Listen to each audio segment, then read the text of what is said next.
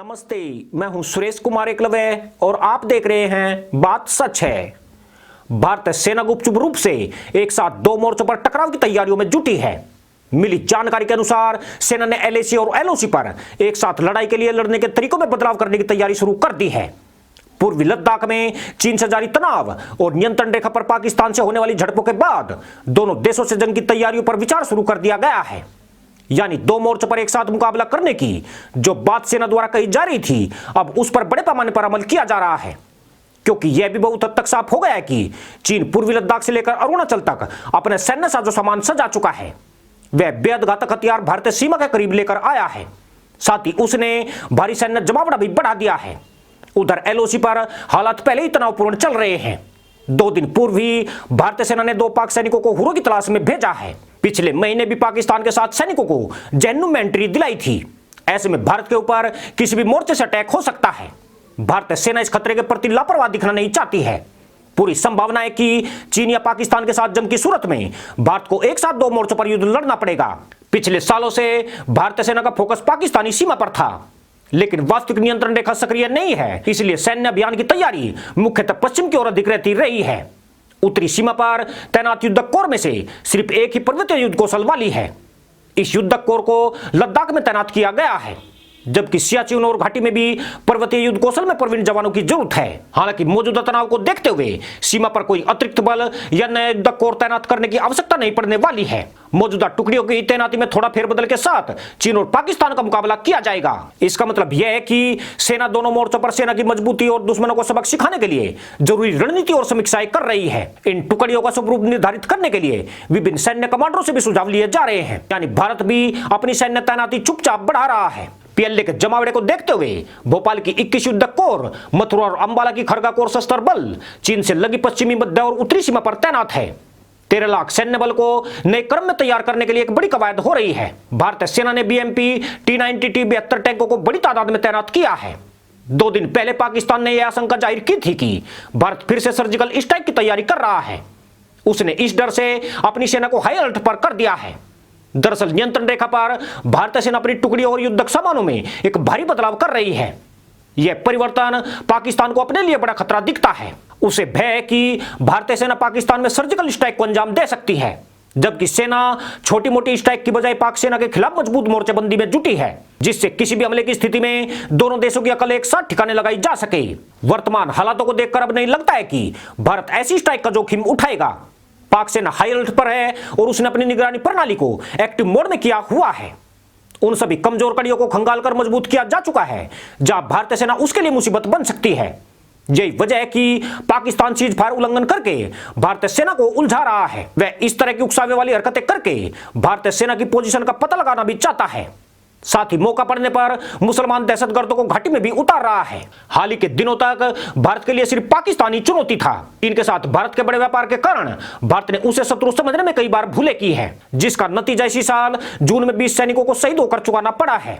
हैरानी की बात यह है कि 6 महीने का वक्त बीतने के बाद भी एलएसी पर तनाव में कोई कमी नहीं आई है। 8 से ज्यादा दौर की वार्ता के बाद भी दोनों देशों के रिश्ते सुधरने में नाकाम रहे हैं। ऐसे में भारत ने भविष्य की चुनौतियों को देखते हुए अपनी सैन्य तैयारियों पर ध्यान देना जरूरी समझा है।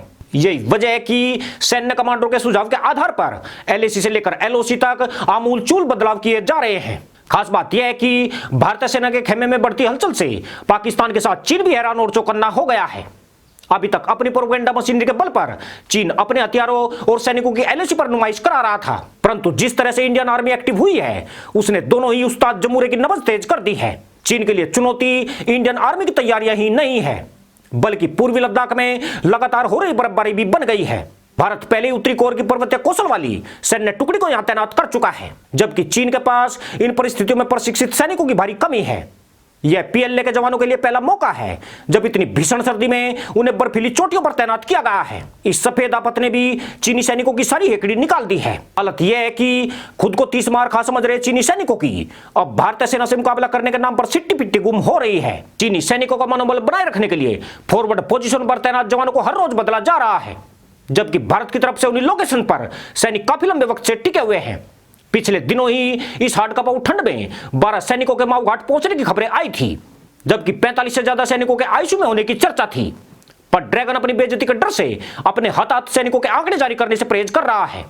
आलम यह है कि ड्रैगन बातचीत की टेबल पर आने के लिए बुरी तरह तुड़फड़ा रहा है। मीडिया रिपोर्ट के मुताबिक अक्टूबर से अब तक 32 से ज्यादा चीनी सैनिक ठंड की वजह से मारे गए हैं और फिंगर 5 के पास पलायन इलाके में बनाए गए अस्पताल में अभी भी 150 के करीब सैनिक गंभीर हालत में है। यानी एलएसी पर भारत से दो हाथ करने आया चीन अब अपने पैरों पर चलने लायक भी नहीं बचा है। परंतु भारत ने चीन का चरित्र अच्छे से पढ़ लिया है, इसलिए अतीत में जो गलतियां हुई उनकी पुनरावृत्ति नहीं हो, इसके लिए कमर कसी जा रही है। चीन सदैव पीठ पर वार करता रहा है। ऐसे में भारत द्वारा नई रणनीतियां बनाई जा रही है, क्योंकि जरूरी नहीं है कि चीन एलएसी पर ही तनाव पैदा करेगा, वह पाकिस्तान को आगे करके उसे पीछे से फुल सपोर्ट भी दे सकता है। ऐसे में भारत के लिए लड़ाई दो मोर्चे वाली हो जाएगी, जिसमें एक दुश्मन प्रत्यक्ष होगा जबकि दूसरा अदृश्य रहकर भारत से लड़ाई करता नजर आएगा। भारत ने एलएसी और एलओसी के नजदीकी गांवों को काफी समय पूर्व खाली करा लिया है। साथ ही भारी सैन्य हथियारों की तैनाती भी फॉरवर्ड पोजीशन पर कर दी गई है। 6 से 7 महीने का वक्त किसी भी देश की सेना के लिए काफी मायने रखता है।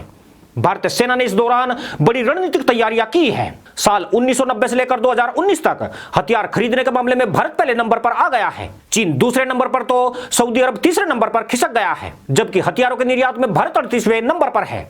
भारत से म्यांमार, श्रीलंका और मॉरिशस जैसे मुल्क हथियार खरीदते हैं। वहीं 2019 में भारत और चीन का सैन्य खर्च एशिया में सबसे अधिक रहा है।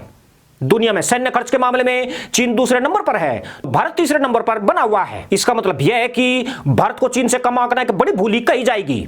भारत एशिया की महाशक्ति के रूप में स्थापित हो रहा है। चीन से तनाव के बीच उसकी ताकत का लोहा दुनिया ने माना है। खुद चीन भी भारत से उलझकर पछता रहा है।